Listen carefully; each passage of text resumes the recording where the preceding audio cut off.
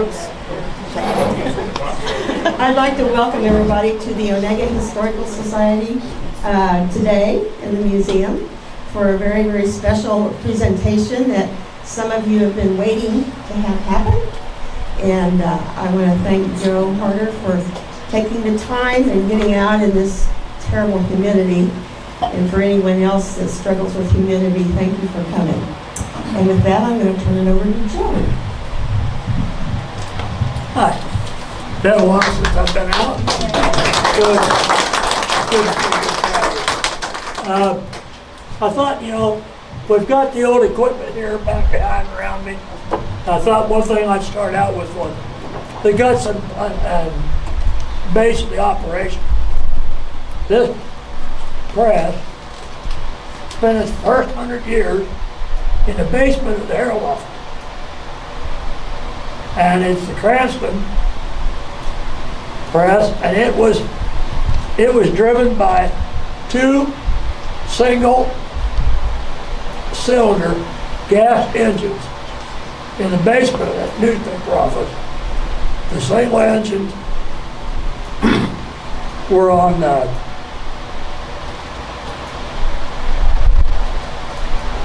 pulleys, and there was pulleys back and forth on along the west edge, along the west end of that basement, and that press ran north and south. So this press set in there north and south, and then it also set in there north and south. Well, let's see. You would be on the west edge of it, right there. The way it's set like that. Can you put the microphone up to They can't see it when it's up there. You would be the west edge right there. Is that better? And this Okay. is that pole. This wheel was on the very west end of the press. My dad and the previous owners, the guys who used it, would sit on my dad built a box on it, but before, the operator would just stand there. My dad thought that was kind of stupid, standing in one spot for 6 hours a week. He says, it's amazing how much better your sleep is when you're sitting down. And he said, and we knew when he was sound asleep feeding that press that you didn't touch him, because that would throw off his count. And he could sleep while he was feeding that press, and he would wake up by things that didn't sound right. So if you walk back and you got the newspapers out, you didn't touch him or say anything. You just got the papers out. He knew when that papers Taken out. when the papers were taken out of the slide and it was shoved back in, it made a clunk. Now this didn't have the back in here. You can see the tines. This part was used on the first run. The second run, these tines were taken out. This table was removed, and we still have the tines and table down at the shop. They were removed, and the folder was rolled in, and it folded down from 4 sheets down to what was that 8.5 by 11.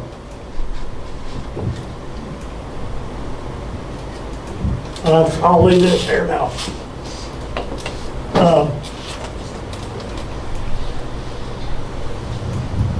Basically, that paper press over there could have been used for single style sheets,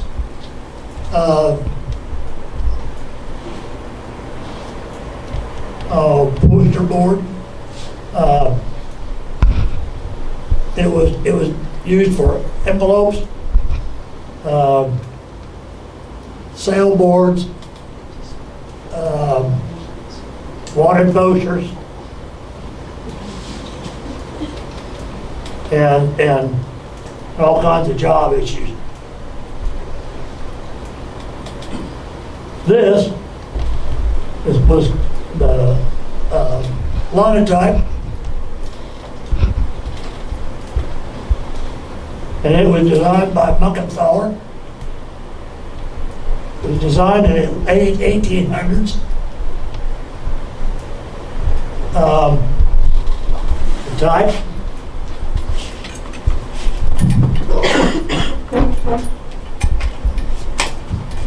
The type was typed on the keyboard. The keyboard running across this way is ESCVX THMBZ ARFGA. How's that for a type? And it's the same way all the way across. And over here, it was just exactly. This one was ESCVX, and these were used. They were stationed in priority to how often you use them, what king row they were on, and where they were placed in it. Try to keep all your main ones together, so your finger didn't have to move so far. So you want to look at this real closely. What would happen was you tap the key, the tap would come up. Yeah.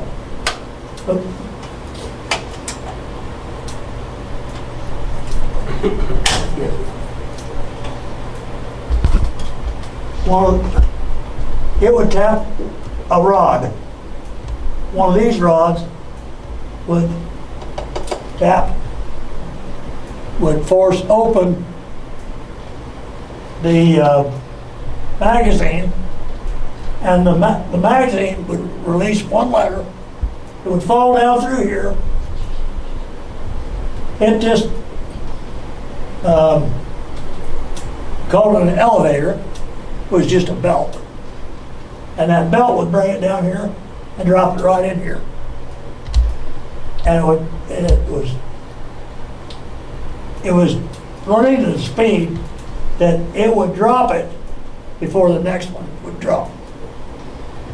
It would drop in here, fall in here, and come down through here. And how did he get back up there? Well, Sorry, Bob. there's your end coming this way. Yeah, electric motors that constantly ran the electricity through. Once you got your line full, you would send it in. Set that back up.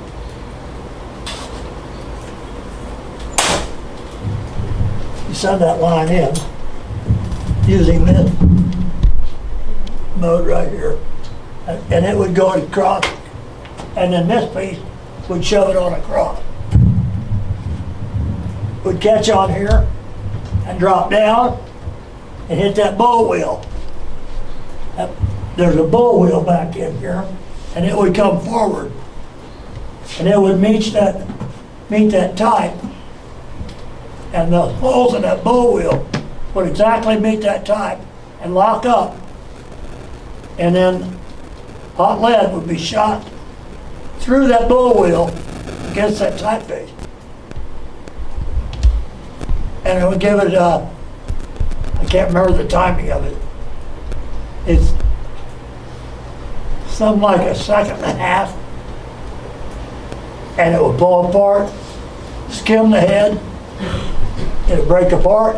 This would come up, that would go down, this would bring the type up here, that piece and back would drop down, pick up the type right here, take it back up there, bring it in, drop it on these corkscrews and put it back down in here. So you wouldn't want to make any typing errors in this machine? You made all type of errors you wanted to, because you could always do them again. You know, it's not But you have like to do the whole thing again, right? just that type, Oh, okay. just that one line. Oh, okay. Weren't you lining this all up and then you print the newspaper after you got all the figures in place? Isn't that what happened? You didn't do it one letter at a time, you just went boom when you got them all in place, right? Once they were all in place, yeah. Yeah, okay. That's what using this. Before this, they did it one letter at a time. And that's where I will bring. My cases. Your phone?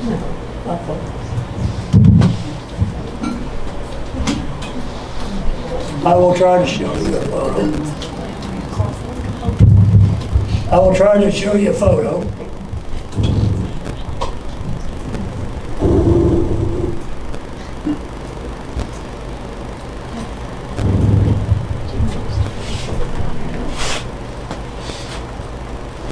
Take it, just pass it on down. Kind of run that photo down there. It's a photo of a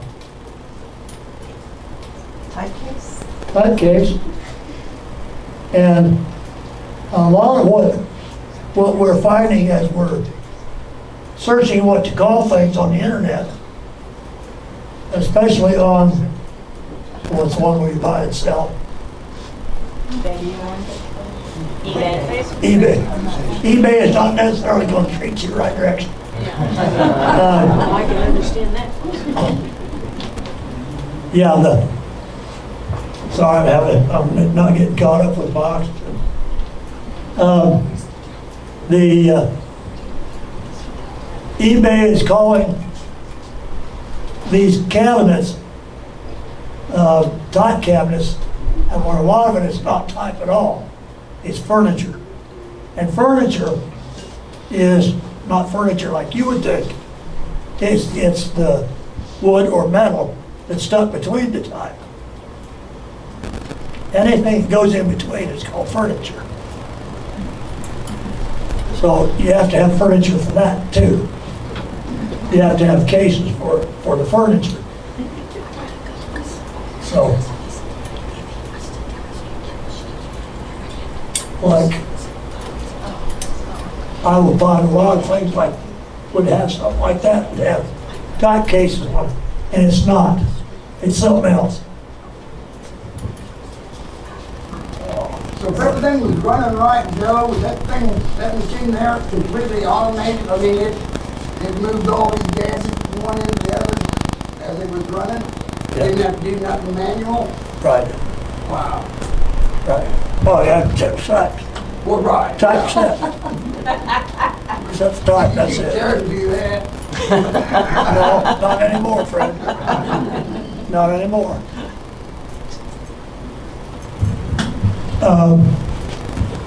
Okay, and then this is one of the first typewriters that I know of that was at the shop. I'm sure there was an older one there, but I couldn't find it. Dad may have thrown it out.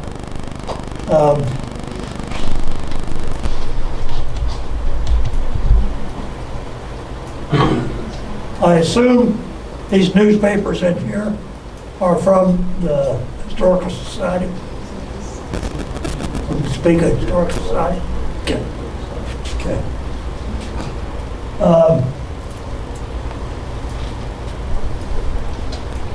Joe, did you use that machine in your time when you were printing Herald, the big one behind it? No, I didn't. Dad did. Dad did. Kathy, here. Yeah. Yeah, my Well, dad, my dad and mom. They had two. So They had two. that. Yeah. Did I walk in there and she'd be typing away on that thing too? Mom and Dad were both good enough. Dad, Joe. They could keep those machines. They could keep those machines so full that they wouldn't be waiting on each other to run another cast. In other words, it's, you call it overrun. You have the next line set, and you have to wait to send it in, because the machine could not keep up with you. Wow. And it normally would take 10 years of practice before you could do that. Joe, you're talking about this model, weren't there probably upgraded models of the same This? product Oh, after yeah. this one? And this is an upgraded model of others. Okay. Yeah, yeah. Okay. I think, I'm not even sure what model that is. I think it's a Model 5, but I'm not sure. And I've seen the Model 2. The Model 2 doesn't have near a wide selection of width on the type.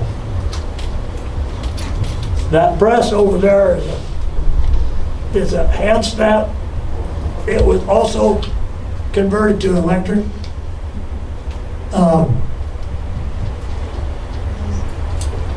At one time, we didn't have it hooked up in the old shop, and Kenny Knipp and Leon Ratcliffe were printing JC ribbons, and they were stomping it out to make it run with the pump lever. And you talk about two old fat farmers. Because there was no air conditioning in it over there. Yeah. We can cut the zip ties if you want to show how to use it. We can cut the zip ties. Do what? She said they could cut the red zip ties if you want to show them how it works. Well, I really don't want to show. Is that too much work?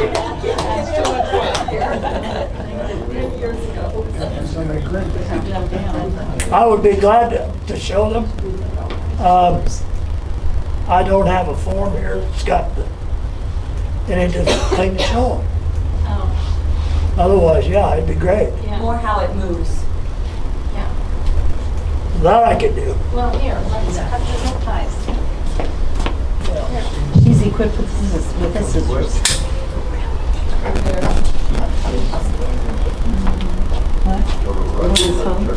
Do you need a helper? No, hold your phone. She wants to hold your phone.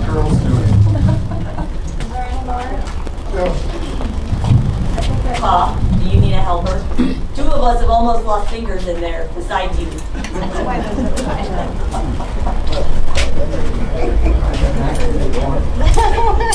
So you actually run that. Yeah.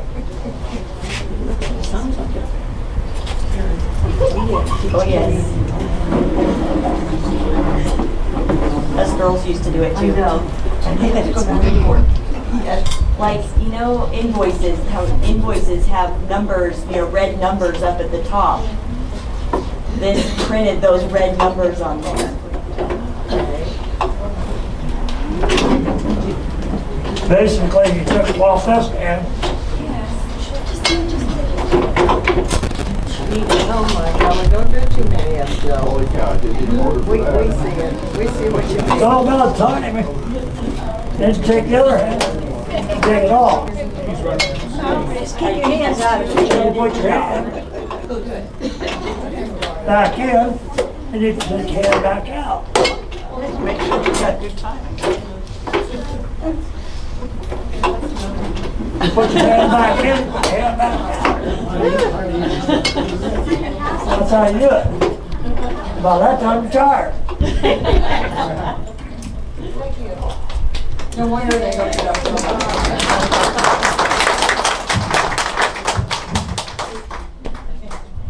Next there, Joe. Joe, you said that it shot in hot lead and made the type, and then it went up there into the thing, but did you really use the lead? Yes, You could melt it back down and Yes. start over again? Yes. Okay. just a second. Take a break. The lead had a lot of activity in it. It made made it harder than normal lead. And I think every kid that ever went in the Herald office, Bill or Kathy would make your name for you on a piece of lead. I've got mine in a box. I guess I never made it in. Brent Corbett. Really? And that's when you put them in, you had to put them backwards. I made some cards when I worked at the recorder.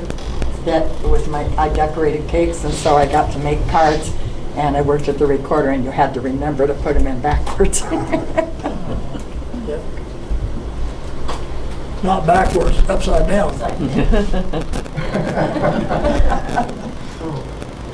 One or the other, but not both.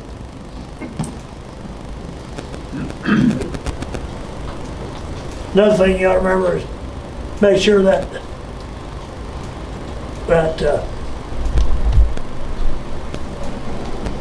swing table is out of the way.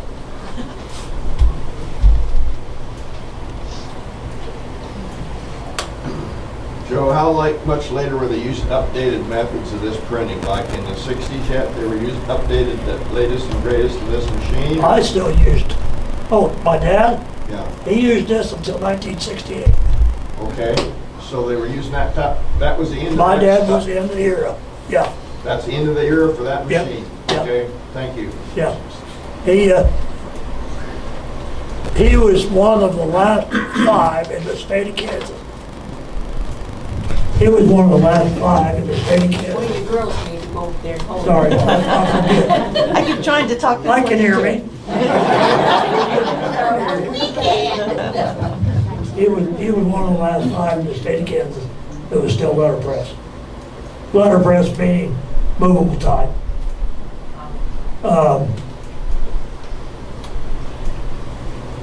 Here at Wilson, and one at, I'm going to say Gridley or Grinnell. Wichita? Wichita still had one down in that area. And there was one clear down on the east, in the east corner. But other than that, and that was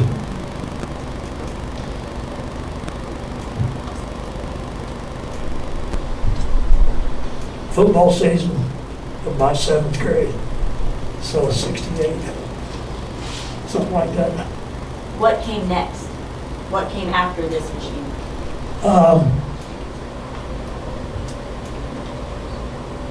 That would have been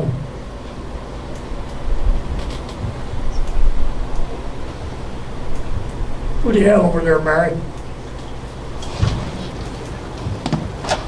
You don't remember? Were they 3M? I think so.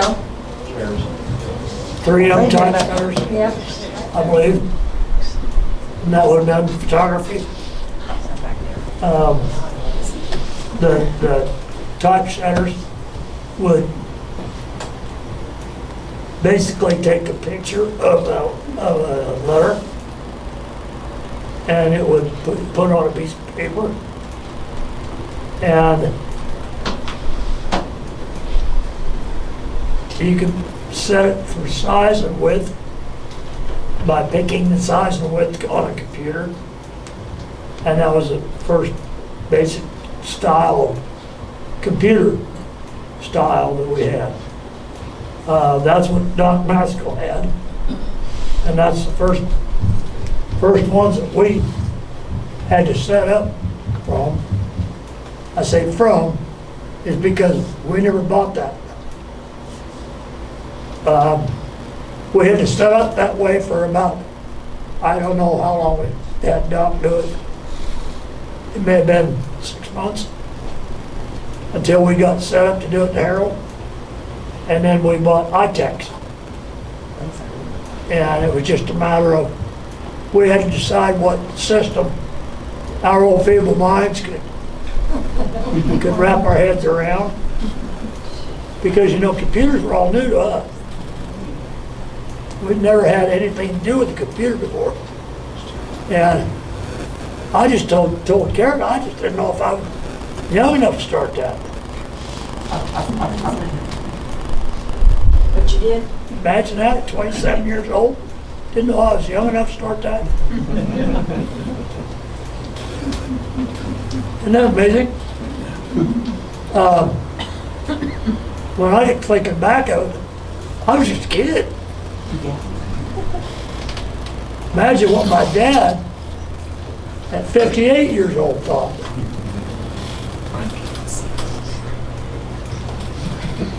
And Mary's mother, or Mary's grandmother, how old was she?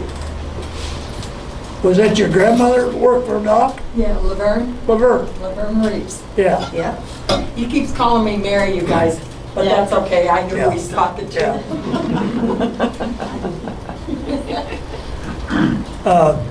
Mary's my mom. That was kind of a messed up time in the Herald's life when Dad and Bill and I had to take the newspaper back after it sold the first time. Mom was in California and Dad was pretty sick, and Mom was gone. So Bill and I ended up going to court one day and said, this can't happen. That was in the 80s, right? That was in the 80s. In 1985, August 1985. And I said, this just can't happen. Because if it happens, that means the Onaga Herald can miss 1 week and no longer be a newspaper. Just tell them about the 2 weeks. A newspaper, to be a legal newspaper standing with the United States Post Office, you can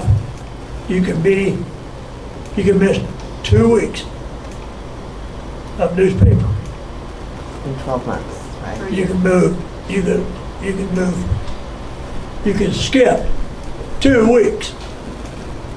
You can miss 2 in a row, or you can miss 1 this week, and then not 1, and then 1 later. But you can't miss 3 in a row. So are you talking for a year or? It's per annum. If you miss 1 this day, if you miss 1 on the 1st of January, you will not miss another one until the 31st of January. What would happen if you did? Nothing. Well, you'd lose your legal standing. So No, you couldn't wouldn't. run legals, right? No? You can run 2. Right. But if you did You 3. still ran your 2. Still ran 1 in your legal year. Every one of them all the way around. And then you couldn't print another paper because Yep. of any You legal. could. Oh my You could. gosh. But if you just missed out 1, you could skip any time around. But you could only skip 2 in a year. So if you skipped more than 2, You're done. you're done, okay. You can't. You can still run them, but you can't charge for them. And then they're not legal standing. And then the attorneys are going to get real upset. Because everything has Did to you be. miss any during that period? Did you miss any publications during Yes. that period? That's not. No, but during that, did it miss In 1 the- or 2 during that time in the 80s? With other owners. No, I've missed 1. Just one? So you prevented it from missing any more? Right. How long did they have it? The Russells. 18 months.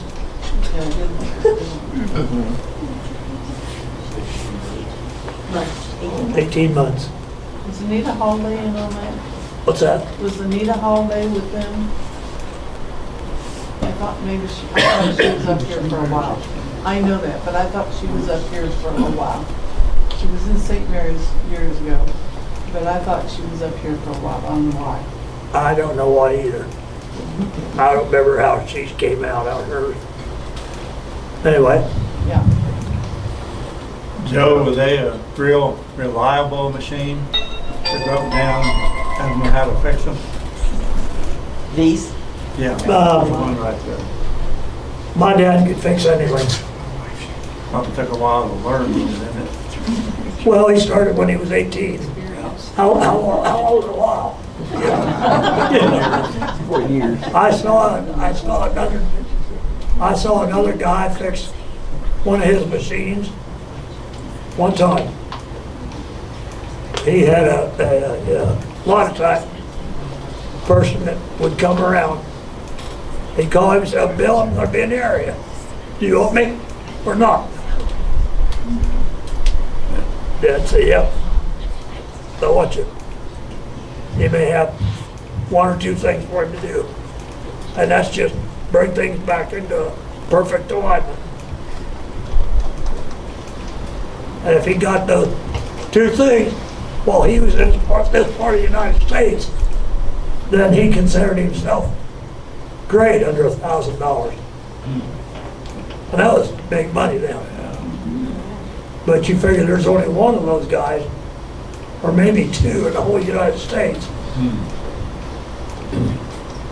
And you could get him when he wants to be there.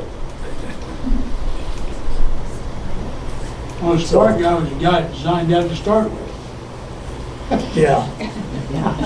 Yeah, that smart guy was Mergenthaler. Yep. Over the years, how much lead did you lose? Eating and using it time over and time over? Well, I've got plenty of it in my lungs. I imagine. But I mean, I didn't know if you had to bought it bulk somehow and you had to add a little bit to the mix Oh, every yeah, now and then. Dad bought bulk lead all the time. So yes, in Yeah. bulk. Yep. Joe, what's the difference between a newspaper and an advertising circular? Newspaper charges for advertising. Yeah. Newspaper, there is no such thing as free advertising.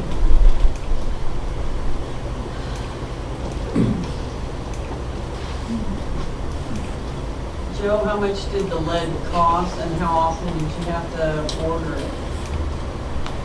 I didn't know. I never ordered ink. You I never ordered lead. it, just your dad. I never ordered lead.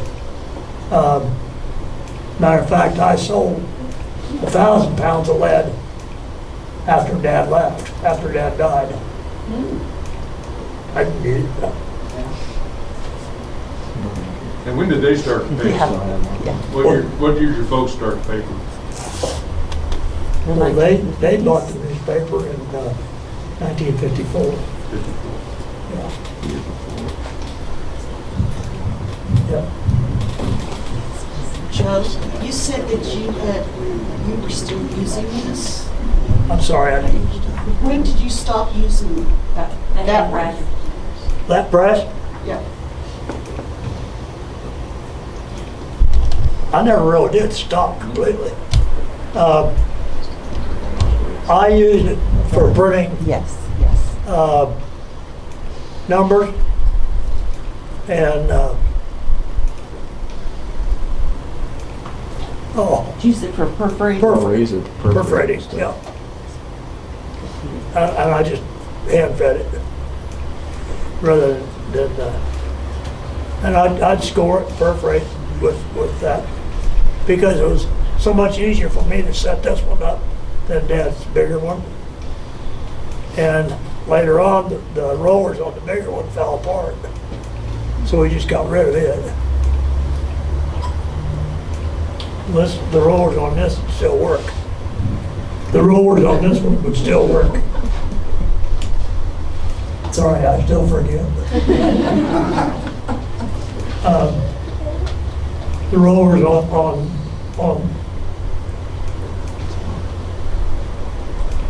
that one are they're solid rollers. The other ones were outside were rubber, but they had an inside silicone, and that silicone tended to break down. They were a new fashion roller, and when it broke down, it turned into snot and ran down on the floor. rest was on the floor. Well, then I cleaned up. Yeah, it was cleaned up. Gotcha. It was like a gel.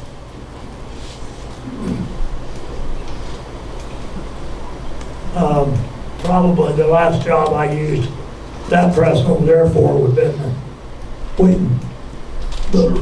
Sewer book. When we numbered them.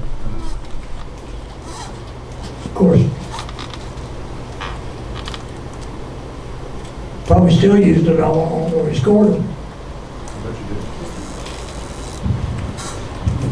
did. Joe, Yeah. you keep copies of your paper. How far back? All the way. All the way? Even when Dad had it? Yeah. Yeah. We have a copy all the way to when Howell's had it. Okay.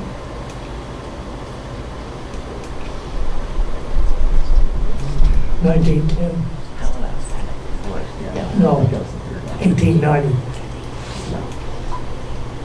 And I believe there are papers here from before the Onaga Herald.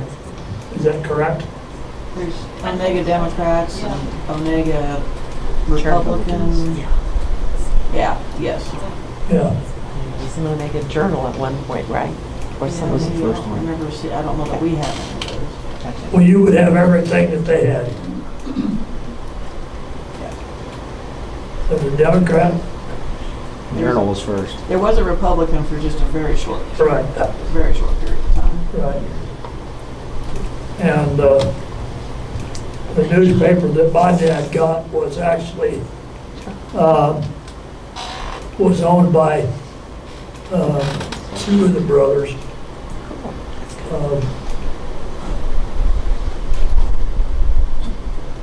Can't think of his name now. At that time, was it the Onaga Herald? Excuse me? Was it called the Onaga Herald at Yes, that time? yes it was. Yes it was. It was On the what? On the what? Howell. Yeah, Okay, yeah, Howell. okay. There's some silent letters in there. Haughawud. Yeah, yeah. Spelling works, still works. I can't remember stuff. We got any more questions that I might be able to answer if Karen helps me? So that, the press you started talking about, or the printing press, it was in where Paulson's law office. When you said when it was in the basement, was that Paulson's basement? building? It was in the basement, Basement yes. of Paulson's building. Paulson's building. Building. And then it came up and it was set in the very back of that building that we're in now. It was there till 1970. How did they get it in? How'd they get these big machines into your... Through the window, Just like you got them out? just like we got it, well, not the way we got it out, obviously. Well, yeah. They, You said that your dad hired a moving crew of No. two big men or something? well, you mean to move it in? Yeah, to move the Yeah, equipment in. Dad hired a moving crew. Basically, they were hired to move the equipment. They had 4 days to get it moved. Didn't you say a KPL truck was used to pull it through? Wednesday, Thursday, Friday, Saturday, and they could use Sunday if they needed it. They showed up too soon Wednesday. They made a lot more work for themselves because the first thing they did was shut off the gas. Joe, what did that weigh? What did this weigh? Yes. I don't know. We should have waited for Connor to pull up first before we came over. I told them to. Those guys were kind of early. We looked Well, it yeah, up. it's I think it was rated, too. 5,000 pounds. I think we looked it up. Wasn't it 5,000 pounds? I think that's right. I think so. This one or the other one? Something you put in the, Karen, Only you and Joe do that. No, I thought it was this one. I don't know. If we filter it up once, we can look it up again. Anyway, you said that you used the KPL truck and pull it Oh, in. how we got in there before? Yes, yes. Well, the guys who took the one apart before, now that's really going to test my mind. Because that's been a lot of years. It's been after 60 years. When they took that apart, and they took the press apart first. The first thing they took out of the shop was the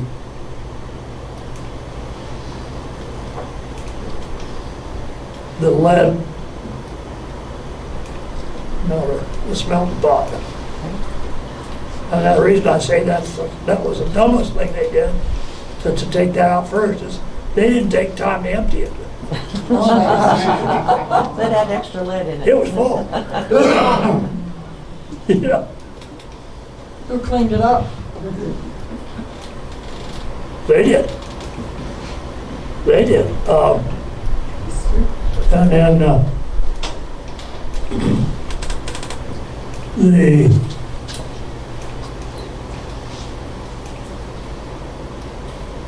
four main pillars on it had to come apart, and then the cylinder came out, and it went out the basement wall. All that press went out the basement wall and went out east. Of Paulson's. Of Paulson's, yeah. That's where that lead deal was, underneath the steps. They took the steps out.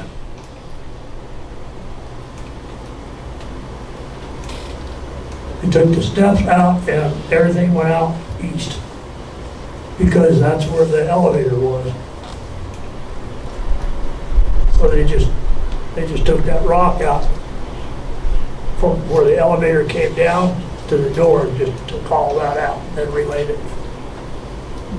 But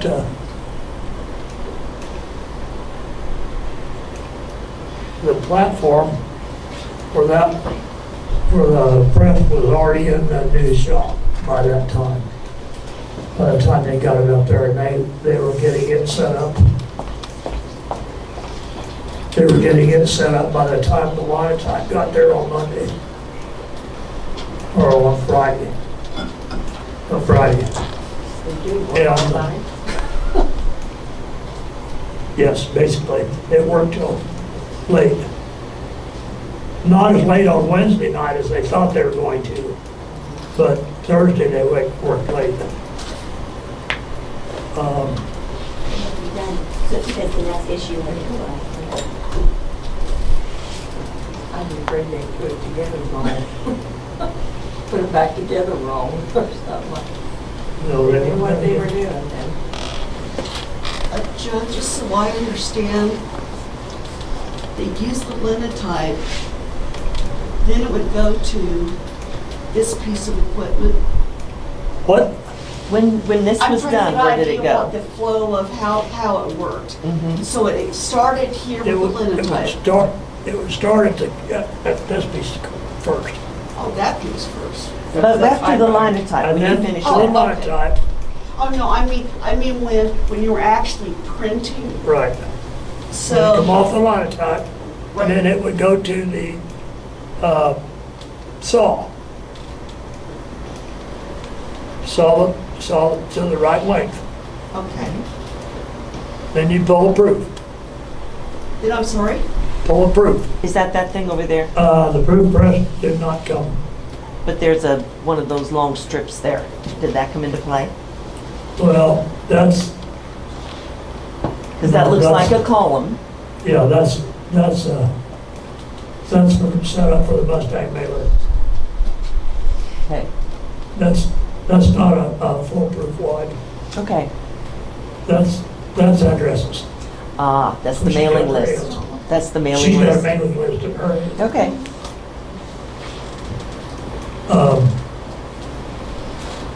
So they print a proof They're bulletproof. just to be sure everything was okay. Proofread everything. Proofread it. Okay, Yep. then where'd it go? Once it was proofread, back to this machine. Okay, Your proofreads, you get put back to this machine and get reset. okay, And then we get stuck with those lines been reset for. okay. And those lines would just, each line would just get a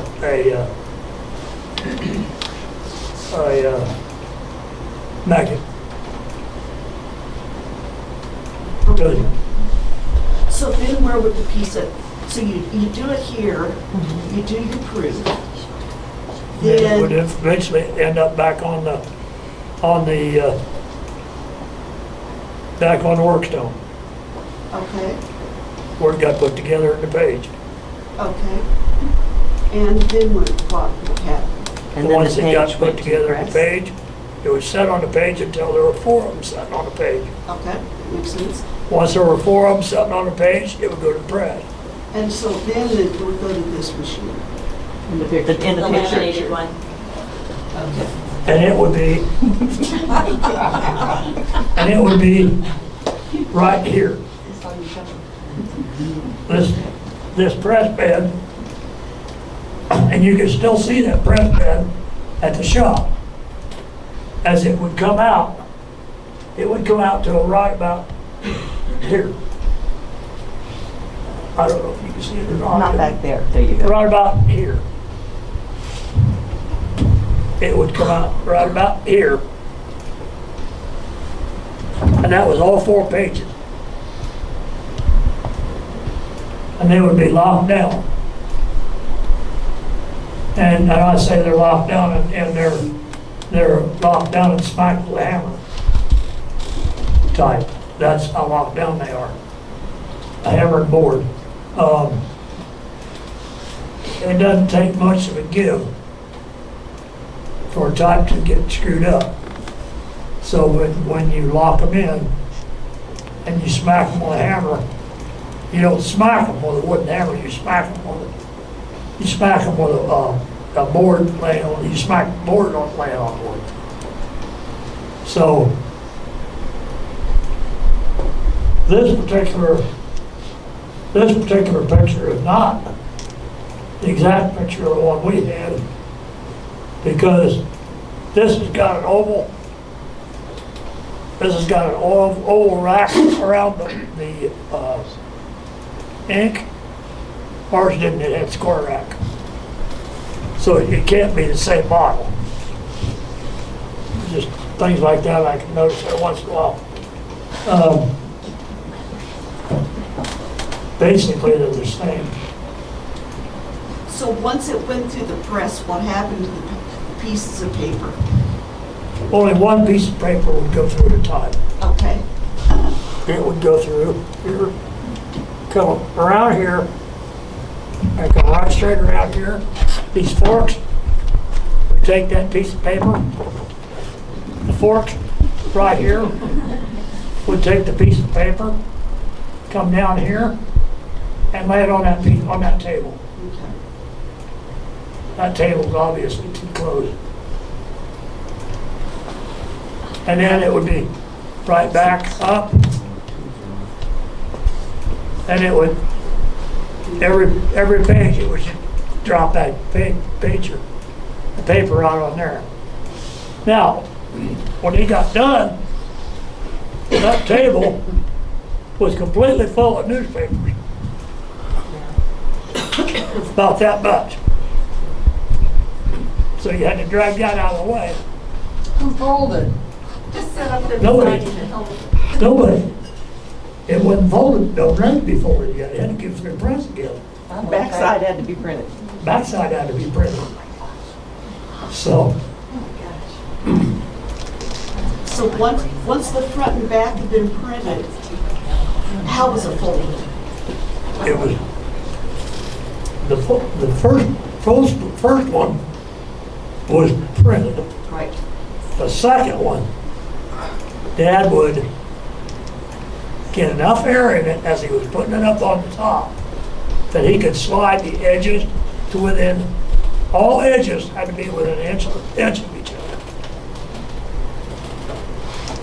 So he could get enough air in that huge sheet of paper that he could get all those edges within an inch of each other.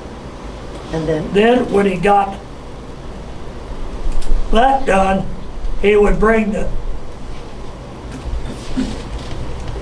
gotta say this right or it's not gonna come out right. He would bring the entire group into his right hand and get it together so he could spread it out just right. He would grab one sheet of paper, the second sheet of paper. Never touched the first one with his right hand. Grab that second sheet, flip it, get just enough air in it, it would slide down and right up against the pins. He'd never touched that first sheet. And then it would fold, and then that would fold it. Once it hit those pins where it was set, then it would fold. So is that a different piece of equipment? What's that? No, it's in here somewhere. Okay, It's all right here. okay. And this is the piece that Karen's got, a piece of this board in her In my kitchen island? kitchen island that we made. Cool. It's the piece The where, bottom part, ain't it? where Dad had, what is it? A piece of leather that you said they had silicone that, What was it? She's my brain anymore. well, you said if it was a piece of leather, Yeah. and he would put silicone on it, so it kind of worked like tacky finger Like that we use silicone. now, so he could, What we use for grab the newspaper. grabs? Glycerin? Glycerin. Glycerin. He poured glycerin on it. Glycerin, yeah. And the glycerin is what let him get his fingers tacked it up. He didn't have to grab it, he could just touch it. And So shoot how the quickly did he paper have to into do it. this? I mean, was it when they were all done? It was a gift. What?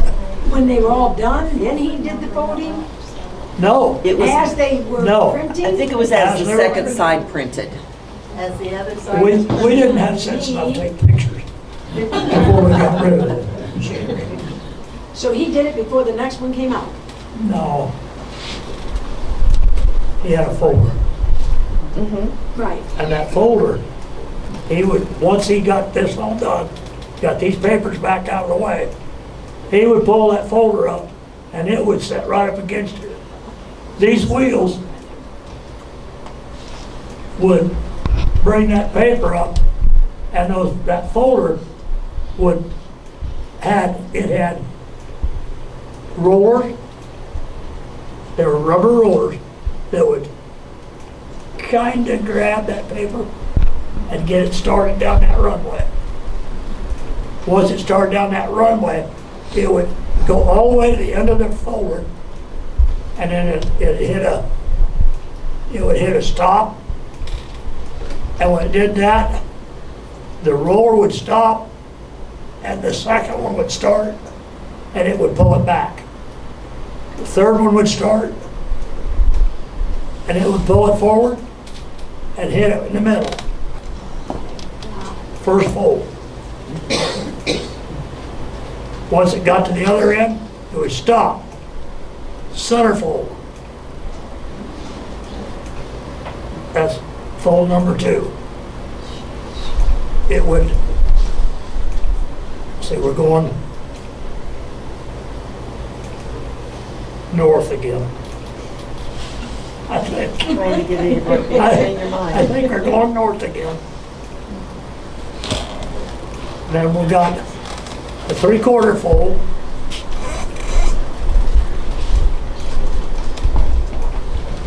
And now we're headed back south.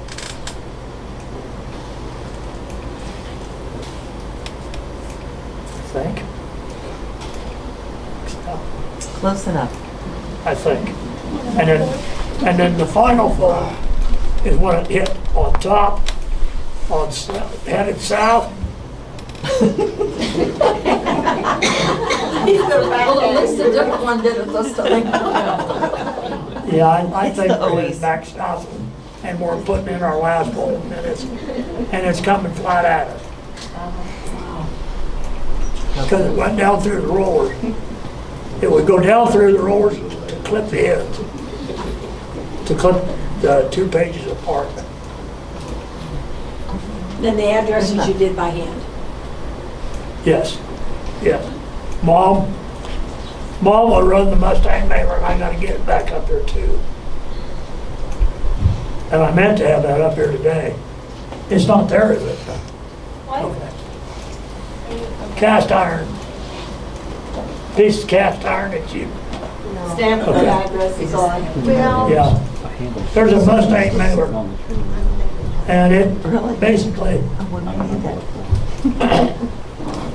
you'd ink up your addresses every week. And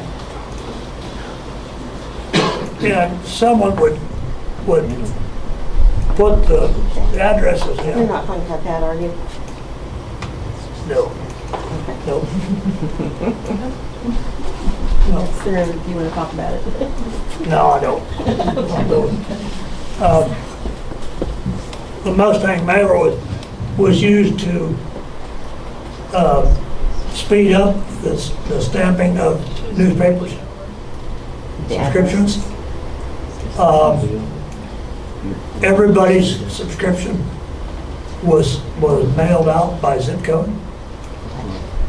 So if there were no cities on with these, you just had to know your zip codes. Yeah. And Mom knew the zip codes and the city. So when we got to the end of the city, she had a tag that would say Topeka 666. And then it'd be Topeka 66601. And it would go all the way up to 66606. And then 66608 was Emporia. Once you got up high on 668 was Emporia. You knew the zip code system better than many of your postal workers. Because the postal workers only had to worry about their own. We had to worry about everybody. And they don't believe it a lot of times, but postmasters that had small rural carriers, they knew that we knew the rural system pretty well. Yeah, I'm not going to get into their side of it. So, any more questions? So when your dad had it, how many newspapers was he printing? I think the most he ever printed was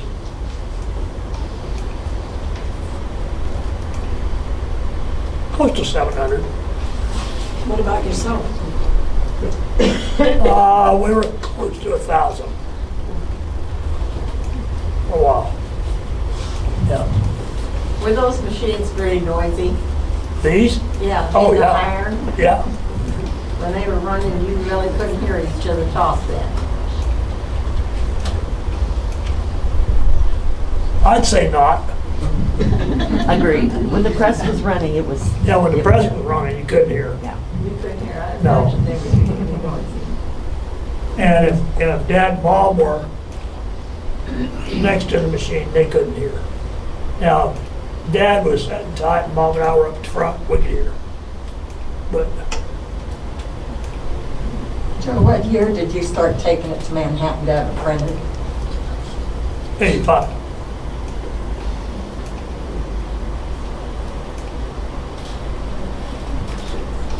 '85 was the year we had to do, everything was done differently.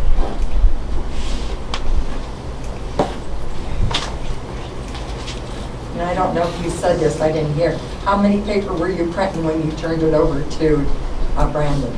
I didn't. How many?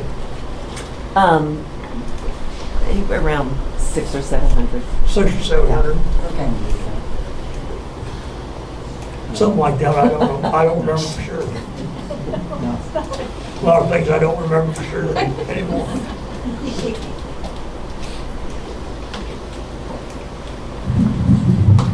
Thank you. We're not going to run him off or run you off, so if you have more questions and want to mix and mingle with Joe a little bit more, we will move over into the other building for refreshments. And sadly, as I look around, I don't think everybody's going to get a cookie. I'm amazed at the crowd today, and I want to thank you for showing out and being a part of this history that Deanna will have documented, that we'll have here in our archives. We should have done this before. Well, we tried. You could remember. You could remember. We tried this for several years. What I can remember. It's amazing how much I've forgotten. Well, how many of you are experiencing that in your own life? We forget. And yes, we should share sooner in our lives, and I should have talked to Mom and Dad sooner in my life, and I didn't realize that. So this is better late than never. So let's give Joe another round of applause. I have been writing stories about my life. And hopefully you'll get those published for us. That's the plan. And you going to print them on this? Or are you going to use that magic computer in the sky?